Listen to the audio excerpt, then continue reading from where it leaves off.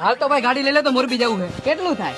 60 kilometre. ત્યાં સુધી ગાડી નહીં હાલે, બ્રેક ઓછી છે, ટાયરમાં હવા ઓછી છે, ટ્યુબ ટાયર નબળા છે અને પંખામાં ગોબો પડી ગયો. જો ભાઈ પેટ્રોલનો કાંટો બંધ છે, ક્યાં પૂરું થઈ જાય એ ખબર નહીં પડે અને આપણે હિસાબમાં લોચાઈ થાય અને વોરન બંધ છે. હો જો ભાઈ ગાડી બગડેલી છે, ગારો ગારો છે, સીટ ફાટલી છે, સર્વિસમાં દેવાની બાકી છે અને પાછી કોકે ચીકમ ચોટાઈ.